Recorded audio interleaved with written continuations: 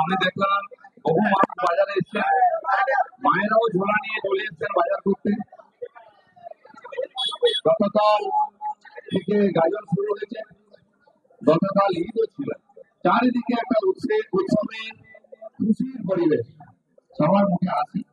আমরাও আজকে বাজারে এসেছিলাম চা খেতে, কিন্তু এত লোক এসেছেন, সবাইকে সকালবেলা দেখে আমলটা উঠে গেল, আনন্দ হলো। তো কালকে গাজন আর ঈদ হয়েছে, আজকে নীল আছে, পরশুদিন নববর্ষ আছে। সেই সকাল থেকে পুজো, প্রভাত ফেরি, ভালো রান্না বান্না, খাওয়া দাওয়া, এখন থেকে বাজার শুরু হয়ে যাচ্ছে।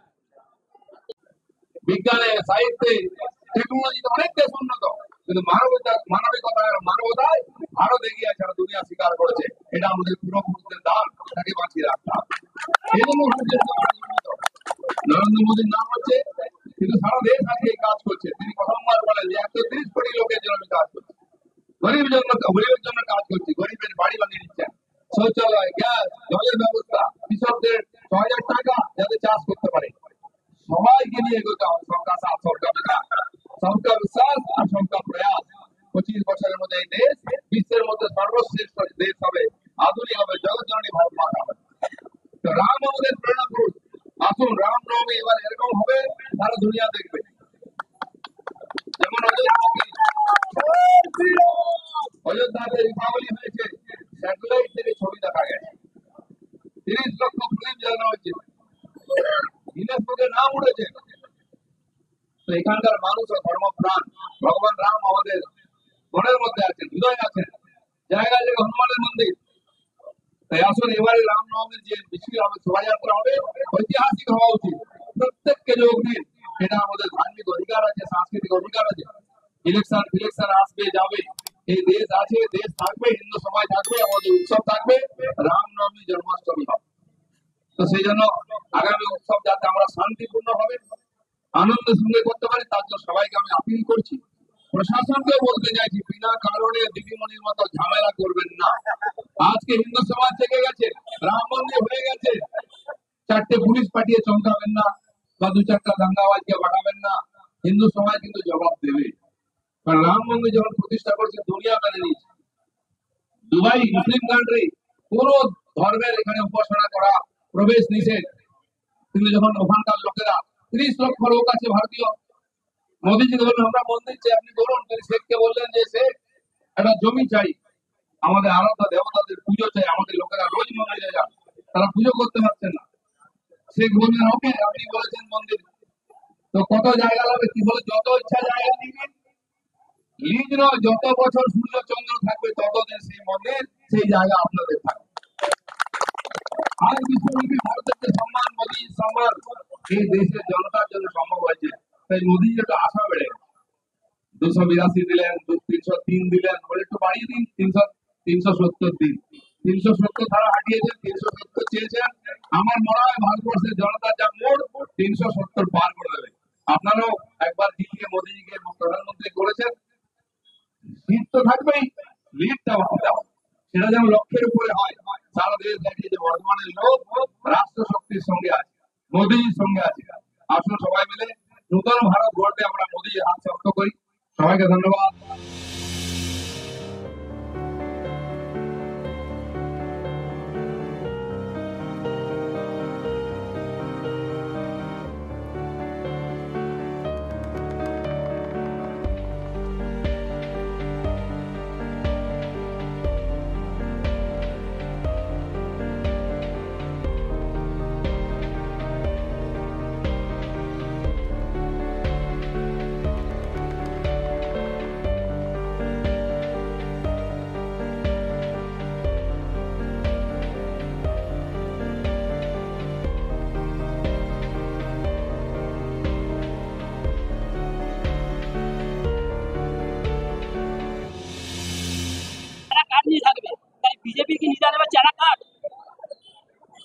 বিজেপির কিছু লাগে না, বিজেপির ভোটই অস্ত্র, মানুষ ওটা দেবে আমাদেরকে, ওইভাবে হারানো হয়। ওদিক থেকে বলছে তো উত্তর তো দিতে হবে, যে যে ভাষা বোঝে বলতে হবে ওটাই। সমস্ত নেতারা কিরম ডায়লগ, হাত ভাঙবে, পা ভাঙবে, চেলা কাঠ কেন, গোটা কাঠও দেবো। আমরা চুপ করে বসে থাকতে আসিনি, যে যা ইচ্ছা বলে যাবে আর চুপ করে থাকবে, ওই দিন চলে গেছে। বিজেপি পুরোপুরি জবাব দেবে। দাদা রেড রোডে তো নামাজ অনুষ্ঠানে না দেওয়ার মুখ্যমন্ত্রী নামাজ পড়ে বলছেন দাঙ্গা করবেন না, দাঙ্গা হতে দেবেন না। তারপরে মুসলমানরা দাঙ্গা করে নাকি? মুসলমানরা দাঙ্গা হয়? মুখ্যমন্ত্রী বারবার এটা কেন মুসলমানদের ভয় দেখান দাঙ্গা করবেন না? আমি তো গেছিলাম ঈদে, আমি তো দাঙ্গার কথা বলি না, আমি সম্প্রীতির কথা বলেছি যে আসুন সমস্ত উৎসব মিলেমিশে ভালো করে আমরা করি। মুসলমানদের দেখলে মমতা ব্যানার্জি দাঙ্গার কথা করে বেড়াচ্ছে। মুসলমানদেরকে দাঙ্গা করতে বলছেন, গতবার রামনবমীতে তাই হয়েছে। রামনবমী এলে দাঙ্গা আসে। মমতা ব্যানার্জির মাথায় দাঙ্গা আর হিংসা ছাড়া দুর্নীতি ছাড়া কিছু নাই। বিজেপি এই সম্প্রীতি গণতন্ত্র দিয়ে সব ঠিক করে। বিজেপির এমপি ছিলেন আর কি, ঠিক আছে, ভালো কথা। অনেকদিন ধরে বাইরে থেকে আমাদের সাপোর্ট করেছেন, এবার পুরোপুরি আমাদের হয়ে লড়বেন। আজ থেকে মমতা বন্দ্যোপাধ্যায় এবং অভিষেক বন্দ্যোপাধ্যায় টানা উত্তরবঙ্গ সফরে।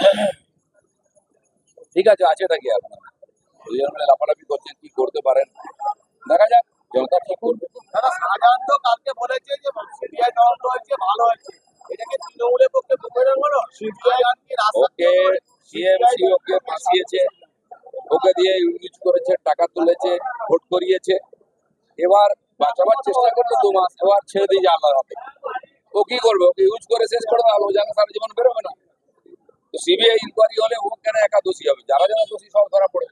আমি তো শেষ পর্যন্ত বলি, মমতা ব্যানার্জি যখন বিরোধী পক্ষে ছিলেন তখন সিবিআই এর কথা বলতেন, যেই সরকার এসে দুর্নীতি করলেন তখন সিবিআই বিরোধিতা করছেন। ওনার পার্টির লোকেরাও সিবিআই চাই, ইডি চাই। আজ শাহজাহান হচ্ছে। দাদা কখনো সবুজ পাঞ্জাবি পরে, কখনো তৃণমূলের মঞ্চে সরাসরি নাটক দিচ্ছে। এর পেছনের গল্পটা কি? কোনো রংটা কারো কেনা নয়। আর পর্ব উৎসব যে দুর্গাপূজা করে টিএমসি আমি যাবো না, প্রণাম করবো না? ওরা আমাকে ডেকেছে, আমি তো তাকে ধন্যবাদ দিই যে দিলীপ ঘোষকে তোমরা ডেকে নিয়েছো, মঞ্চে বসিয়েছো। আমাকে ওরাই ভাষণ দিতে বলে, ওরা আমাকে শরবত খাইয়েছে, আমার সঙ্গে কোলাকুলি করেছে। আমি বললাম শরবতটা বেশি মিষ্টি হচ্ছে, তোমাদের ভালোবাসার জন্য বেশি মিষ্টি হচ্ছে। আপনি যখন মঞ্চে তখন তো ইতিহাসকে বঞ্চার জন্য স্লোগান দিচ্ছিল। মমতা ব্যানার্জি জিন্দাবাদ বলেছে, জয় বাংলা বলেছে।